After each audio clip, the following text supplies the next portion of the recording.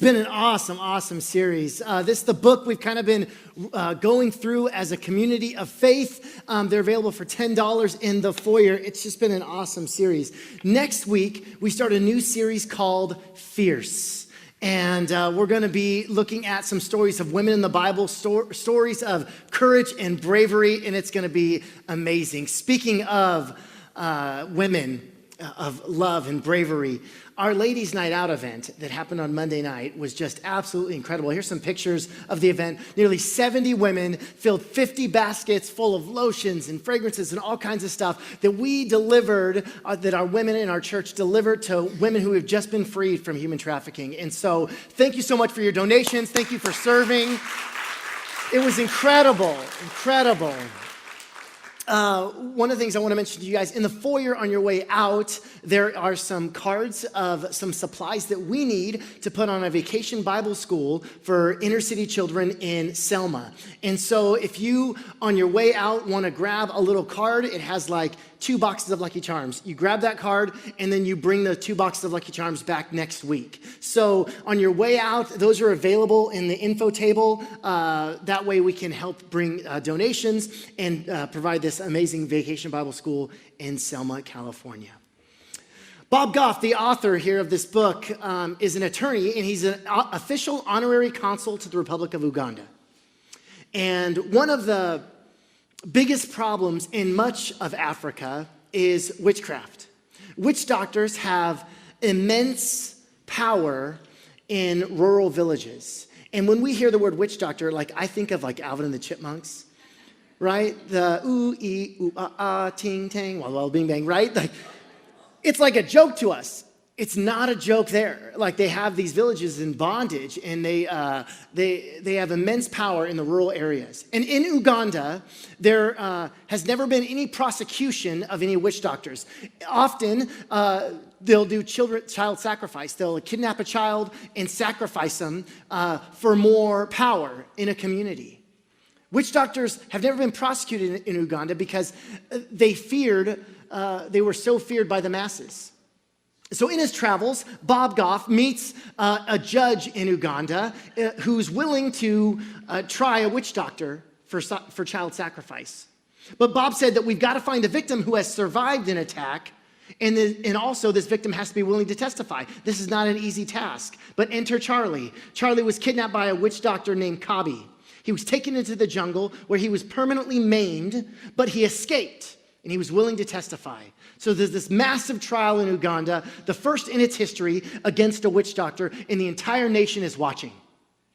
Bob writes that the video trial was recorded, and there's a moment where Kabi, this witch doctor, stares into the camera, and as he stares into the camera and gives an evil look, the camera goes to static. He says it is terrifying.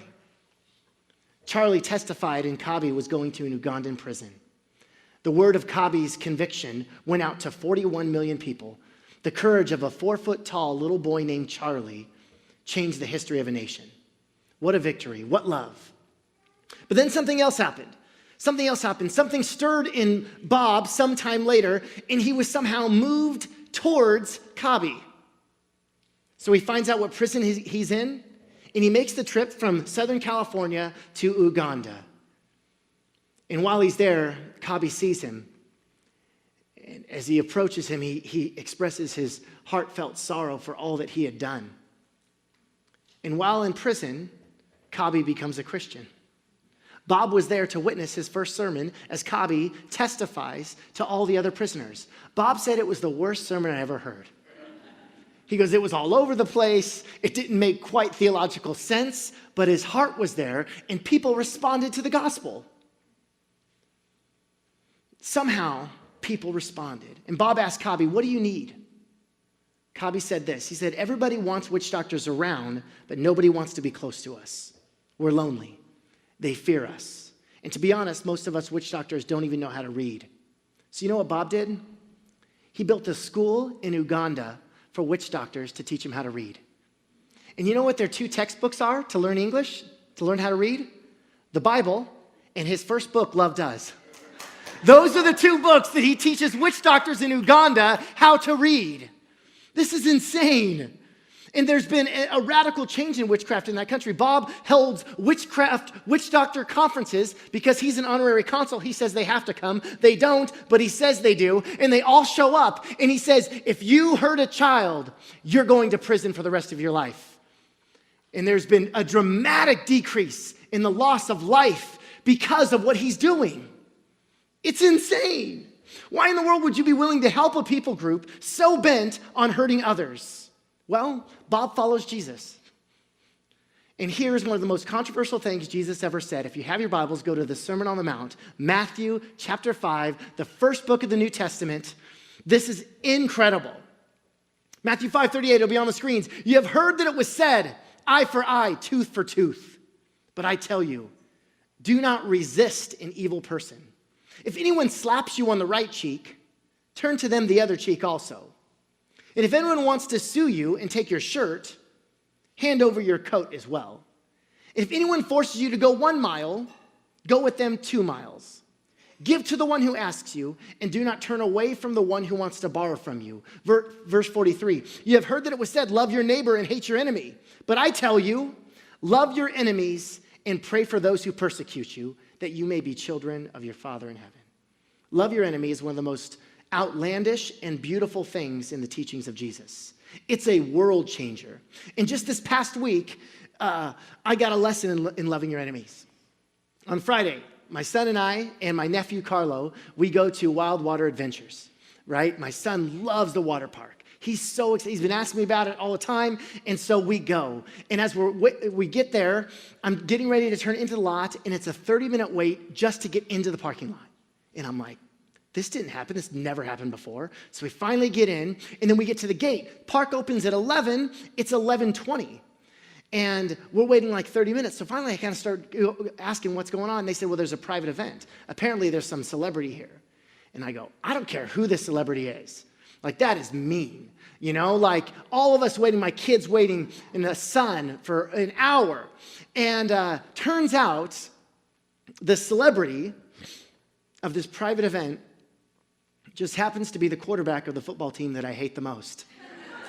It was none other than Derek Carr. Now, he's my enemy. He threw a touchdown pass to Michael Crabtree with 8 seconds left to defeat us on Monday Night Football last season. And he made us wait 1 hour to get into this water park. How am I supposed to love him? Now, I'm sure he's a good guy. In fact, he rented the whole park for his son's 5-year birthday party. That's great. That's cool. I still want him to lose every game ever. This teaching of Jesus here, loving your enemy, is extremely difficult. It was difficult in the first century as well. Jesus says, you've heard that it was said. And right there when he says, you've heard it was said, they're all like, oh yeah, duh. He's quoting the law. He's quoting the Old Testament. And let's read what Jesus is actually quoting. Exodus 21, it's on the screens. If people are fighting and hit a pregnant woman and she gives birth prematurely, is this not like the mother of all hypotheticals, right? 2 dudes are fighting and they accidentally hit a pregnant woman who gives birth early. What? Okay, that's in the Bible. Here we go. But there's no serious injury. The offender must be fined whatever the woman's husband demands and the court allows. But if there is serious injury, you are to take life for life, eye for eye, tooth for tooth, hand for hand, foot for foot, burn for burn, wound for wound, bruise for bruise. Sounds barbaric, right? But in the ancient world, this is a massive step forward in the cause of justice. See, it was a violent world where capital punishment was really the only kind of punishment. You cut off my hand, you die. You steal my horse, you die. You eat the dessert that I've been saving in the refrigerator, you die. And so this was the world in which the law arises. And so this eye for eye, tooth for tooth stuff, fair is fair. It might just sound barbaric, but let's just look inside ourselves right now. If someone punches you in the gut, what do? Punch him in the face, right? Our natural bend is not to get even, it's to get ahead. This eye for eye, tooth for tooth stuff becomes the building blocks of what we now have in our criminal justice system. In Latin, it's called lex talionis, the law of retaliation. This is where we get the idea of the punishment must fit the It comes from right here. So after quoting law, Jesus gives 3 scenarios. And I just want to say this. At 9 a.m. today, our power went out. So we were like, okay, I think we might have like a candlelight service. And so we had all these plans for 30 minutes. And we have a group of people praying, and then the other group of people figuring out a plan when 300 people show up at our church in 30 minutes. And boom, the lights turned on. And I love that. And so that's why it's a little bit hotter than it normally is all up in here. Thanks for bearing with us. But I just love that image. Martin Luther says, pray as if everything depends on God and work as if everything depends on you. And that's exactly what happened this morning at 9 a.m. We had a bunch of saints praying as if everything depended on God, and it does. But we had a contingency plan, and we were working our tails off to make sure we could accommodate all of this. So after quoting, thanks. Yeah, you bet. After quoting the law, Jesus gives 3 scenarios. Scenario 1, if anyone slaps you on the right cheek, turn to them the other cheek as well. And it's talking about the face cheek. So we're clear. Good game. That's not what was happening. Now, it's referring to a backhand, okay? It's a backhand across the right cheek. You would never use your left hand to strike someone open-handed like this. Why? Well, in the ancient world, they didn't have toilet paper. There was no Charmin, okay? So you would use your left hand. So you would never use it in public. You would never touch someone with it. You would never. So when it says if someone strikes you on the right cheek, it's referring to a right backhand. That's demoralizing. It's a shame honor culture. And so by you backhanding someone, you're saying, I'm better than you. This was what a master would do to a slave. If you're struck on the right cheek, that person's shaming you. And then Jesus says, give them the other one as well. To give your other cheek is to stand up to them and demand that they don't see you as inferior, but as an equal. When you turn the other cheek, you're affirming your value and you're exposing their arrogance. We don't have an honor culture system like ancient Israel, but we do have blogs, Twitter, social media, whispers, and gossip, right? So a slap in the ancient world put someone in their place. It puts someone below you. Gossip does the same. A mean post online does the same. We're shaming people made in the image of God. Scenario 2. And if anyone wants to sue you and take your shirt, hand over your coat as well. In the ancient world, there were 3 items of clothing that people would have. They had the loincloth, underwears. Then they had the shirt, and then they had the coat. And the coat doubled as a blanket at night. It would get cold. And so it was illegal to take someone's coat for more than a few hours. You could take their shirt, that's fine. But the coat had to be returned because it was literally their lifeline. So someone wants to sue you. Take everything you have. They want to take the shirt off your back. Jesus says, give them your coat as well. So there you are standing in a loincloth. You might expose yourself, but you're exposing their selfishness and their greed. You're making them aware of what they're doing. Scenario 3, if anyone forces you to go 1 mile, go with them 2 miles. A Roman soldier at any time could ask any citizen to carry all their gear. Their shield alone was 54 pounds. And you could carry it 1 mile, nothing more. It's equivalent to having Nazis come and overtake our country and then just ask any random stranger to carry all their military gear. Or the Taliban comes in, terrorist organization, much like Rome. And if you're a Christ follower, while you walk alongside your enemy under the burdens of his weapons of war, you take time to remind yourself the reality of who this soldier really is. He is a man made in the image of God and is precious and loved by the Creator. This Roman's race, religion, and the role he plays as your oppressor fade into obscurity compared to the love that you know that God has for him. Here's a man who has been victimized since childhood with these lies of an oppressive state and turned him into a killer. Yes, you're at war, but not with him. You're at war with the ideas that have put you both into this situation. And so at the end of your mile, when the Roman centurion releases you from your obligation, begins to look for another person to press on to service, you change the whole dynamic through love. You don't drop his gear, but instead you keep walking with him. And at first he's confused, right? This experience is beyond any kind of paradigm he has for explanation. But not wanting to get into an argument with someone who's trying to be helpful, he accepts your offer and you start walking again. Now everything has changed for you and for him. For you, the first mile was oppression. The second mile was freedom. While the first mile was compulsion, the second mile was out of volition.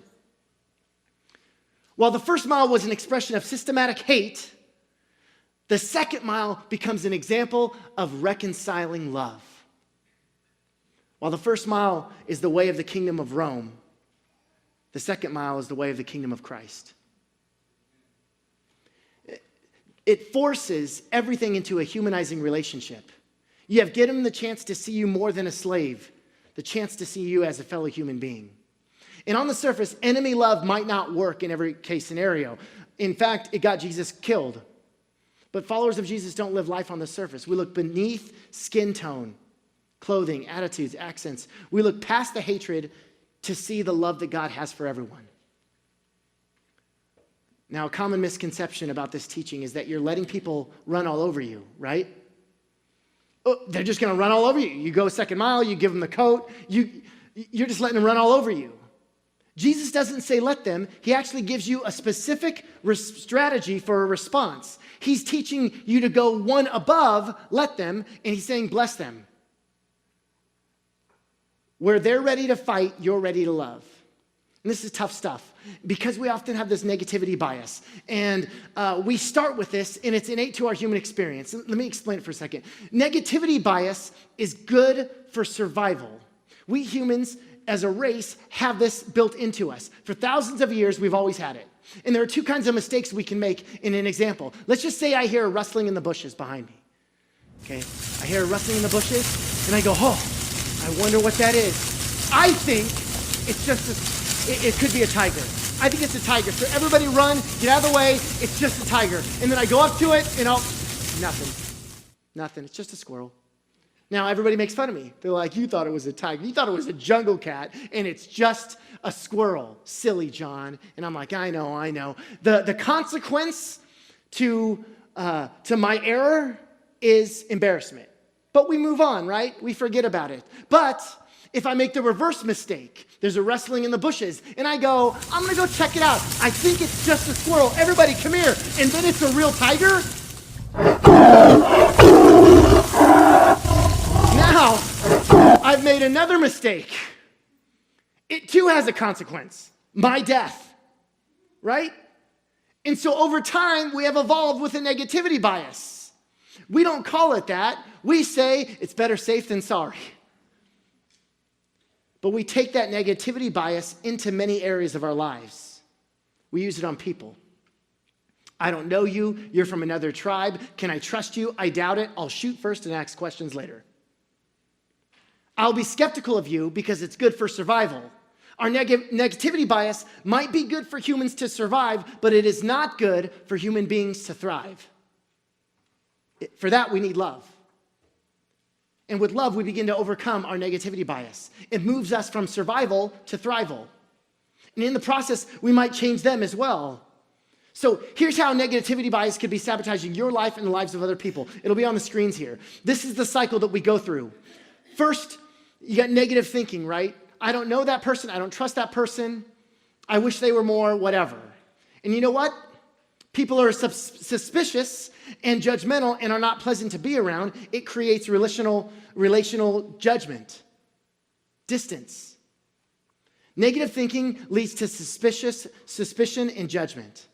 That then leads to relational distance. I got to stay away. I don't like that person. You push them away. And two things are going to happen, right? You keep your distance from them, but also you're not very pleasant to be around because you're suspicious and judgmental. And so they keep their distance from you. They don't want to be around you either.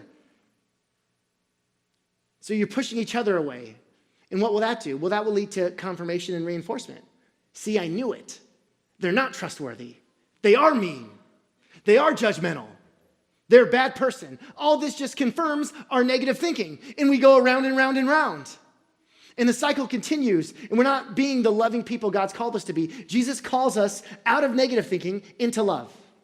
Jesus is forgiving the people who are crucifying him with his last dying breath. I read of an advertisement for an old car.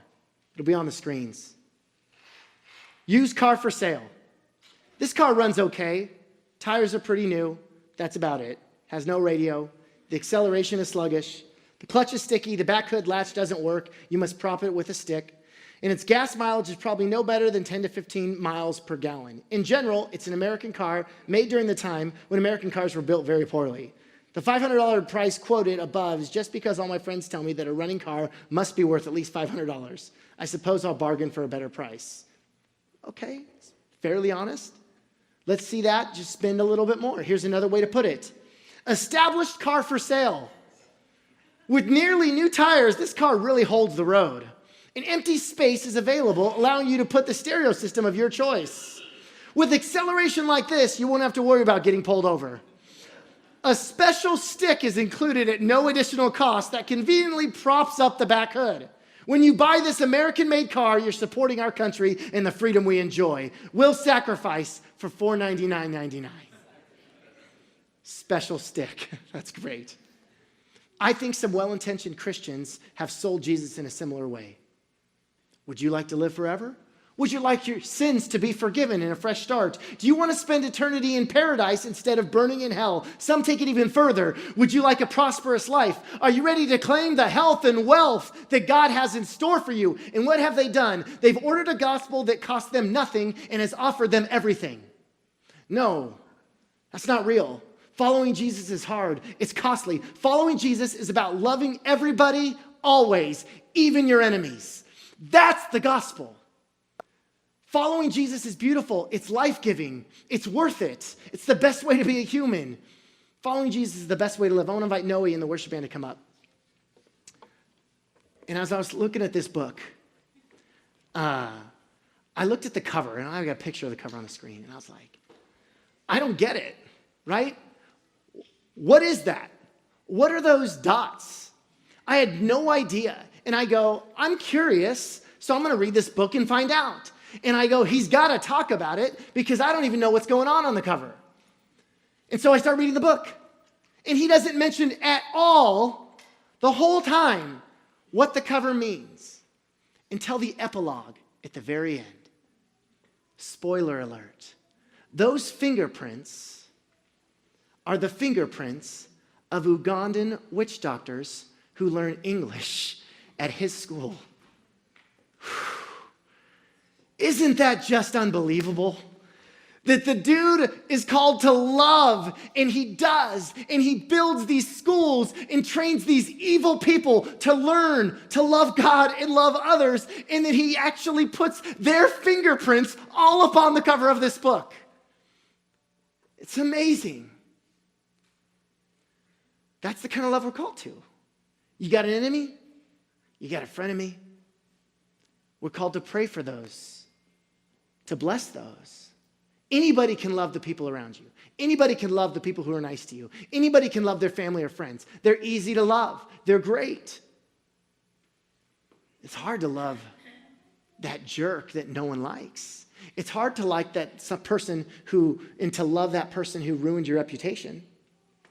It's hard to love those people. But we're called to love everybody always. God, I pray in Jesus' name that this sinks in, that we love everybody always, that we live the kind of life of love you've called us to. God, thank you that when we were still sinners, you died for us, and that you gave us the example on the cross, forgiving your enemies who are killing you with your last dying breath. So God, we pray for your help and pray that you continue to move in us. Do it again, God. The thing that you began in us, would you continue? We love you, Jesus. Take us where you want us to go in your name. Amen. Would you stand as we close with this song together?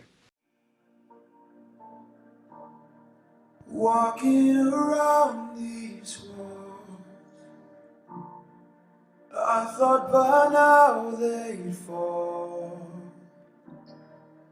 but you have never failed me yet.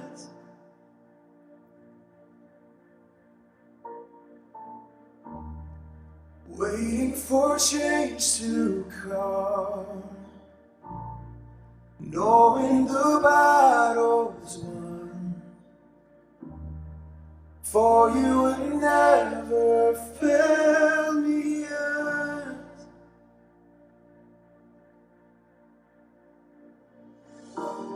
Your promise still stands. Great is your faithfulness, faithfulness.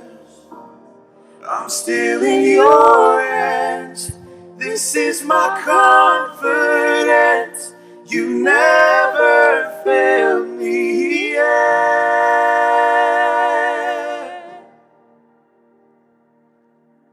Oh, you never failed.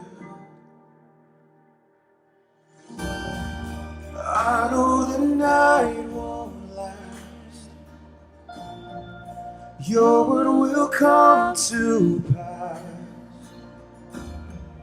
My heart will sing your praise again.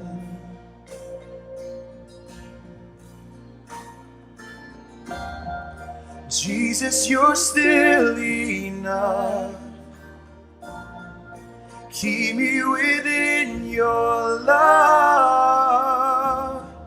My heart will sing your praise again.